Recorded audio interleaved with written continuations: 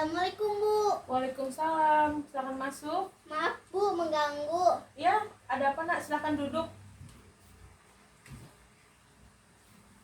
Maaf. Terima kasih Bu. Iya, ada yang bisa ibu bantu? Iya Bu, saya perlu sama Ibu. Ada keperluan apa nih? Saya mau dikonseling individual sama Ibu. Nama kamu Kaisa kan? Kamu tinggal di Asrama Pelangi. Iya Bu, kenapa Ibu bisa tahu kalau saya tinggal di Asrama Pelangi? Iya, ibu tahu karena saya pemilik asrama itu. Iya kah Bu? Saya tidak pernah melihat Ibu. Maaf Bu, saya tidak tahu. Kasihan. Tidak, ibu hanya bercanda, bukan pemiliknya. Hanya saja ibu sering melihat kamu duduk-duduk sendirian di depan asrama. Ah Ibu, saya sudah takut Ibu marah. Lah, kenapa saya mau marah? Santai aja, saya hanya bercanda supaya kamu tidak tegang. Hehe, iya Bu, Ibu ini pintar sekali bercandanya. Haha, kamu bisa aja. Oh iya, sebelum itu kita buat kontrak konseling dulu ya. Iya Bu. Nah, jadi konseling kita akan berlangsung selama kurang lebih 2 jam. Dan jika ada sesuatu yang mendesak, misalnya waktu sholat atau mungkin urusan pribadi yang mengakibatkan konseling ini untuk sementara tidak bisa dilanjutkan, kita bisa mengakhiri sementara konseling kita dan akan dilanjutkan di hari yang akan kita sepakati nanti. Tapi jika tidak ada sesuatu yang mendesak, kita bisa menyelesaikan konseling ini selama 2 jam. Jadi, apakah kamu setuju dengan kontrak konseling kita tadi? Iya Bu, saya setuju. Nah, jadi ada apa ini? Iya Bu, sebenarnya saya. Oh iya, sebelumnya ini ada permen. Terima kasih Bu. Iya, sama-sama.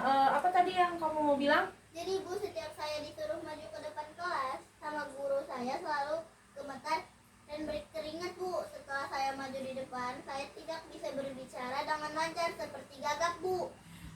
Terus? Tapi Bu, saya sangat ingin disuruh maju di depan kelas saat saya bisa bicara dengan lancar, tidak berbata-bata dan tidak nervous seperti teman-teman yang lain Bu. Terus misalnya di kelas tidak ada guru, apakah kamu masih nervous juga untuk maju di depan kelas? Walaupun di kelas tidak ada guru, saya tetap nervous Bu.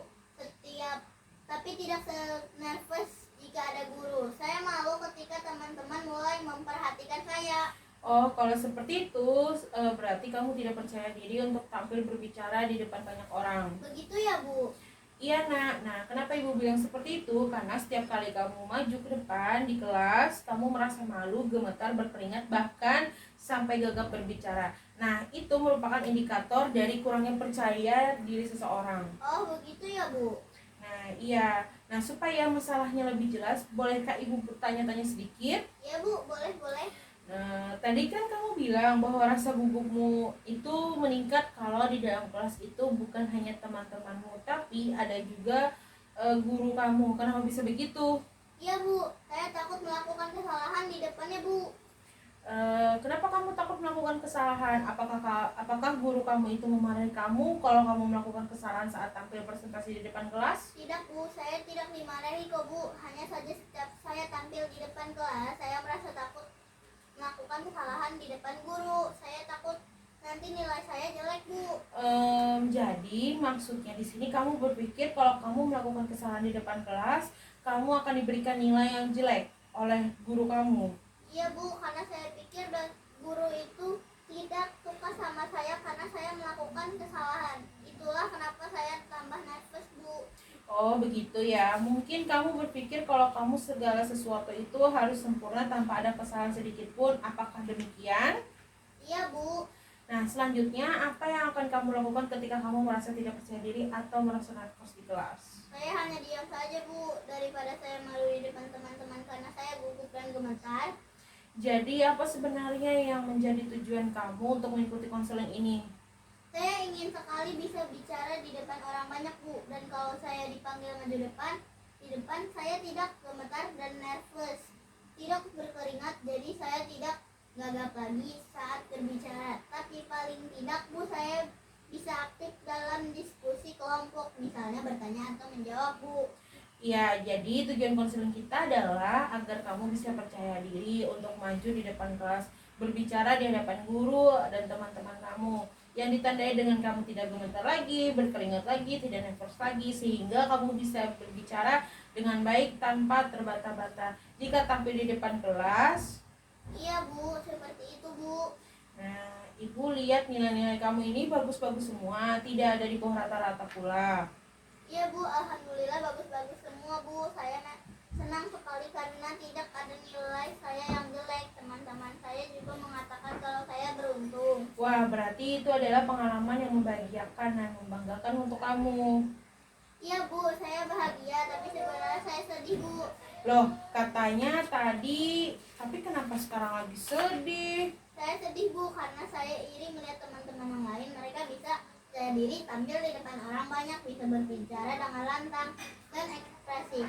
Saya jengkel dengan diri saya Bu. Kenapa cuma bicara depan umum saja saya tidak bisa? Tapi, nah, ada dalam Al-Quran surah An-Nisa ayat 32 yang artinya bunyinya begini. Dan janganlah kamu iri hati terhadap karunia yang telah dilebihkan Allah kepada sebagian kamu atas sebagian yang lainnya.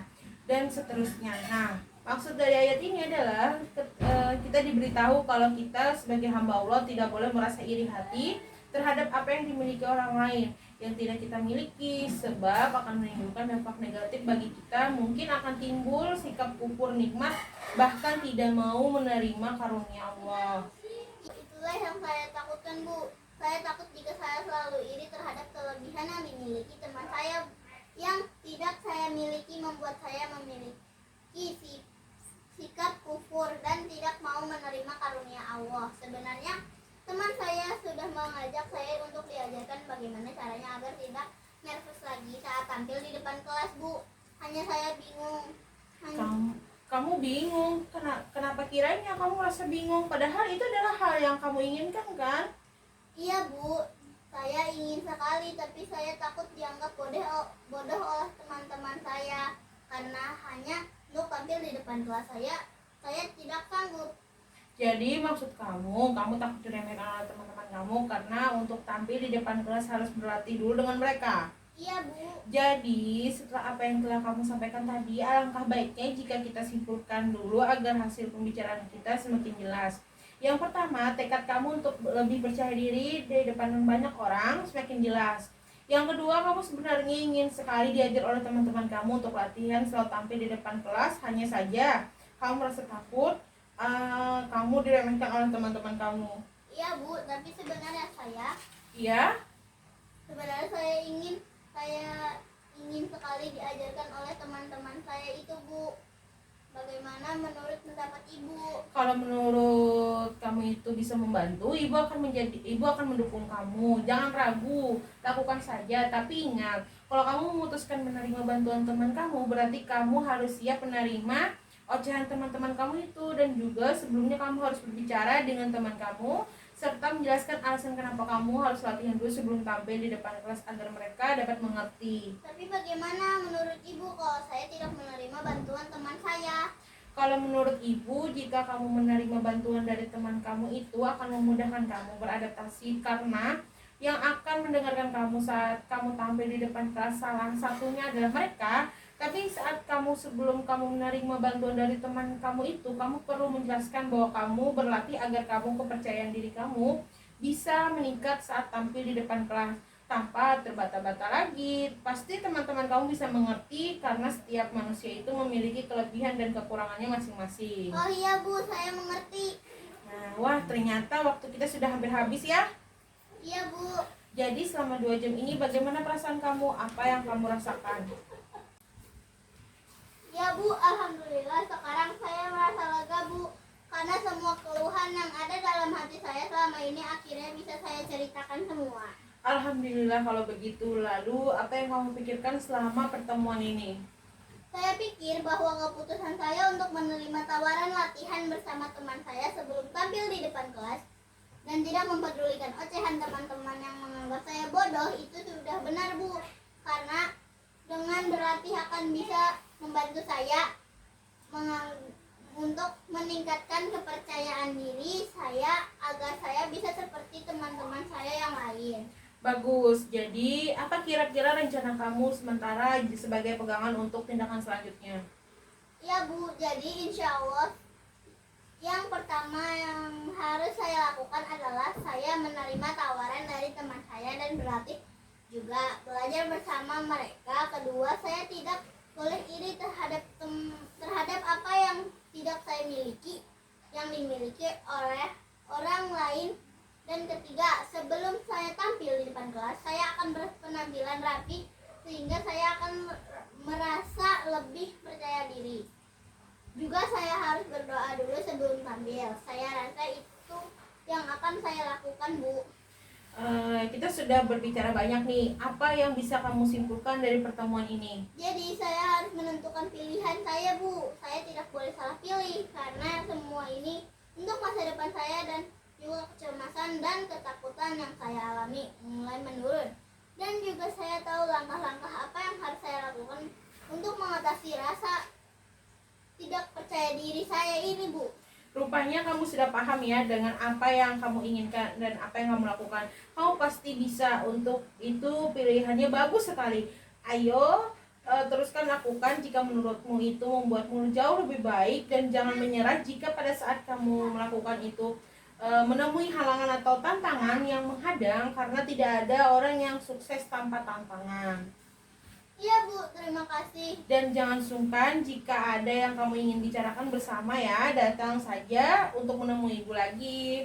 Iya, Bu, pasti, Bu. Nah, bagaimana kalau kita tutup pembicaraan ini? Saya mengucapkan terima kasih atas kehadiran Kaisa mau menemui Ibu. Iya, Bu, kalau begitu saya permisi. Terima kasih. Ya, sama-sama Kaisa.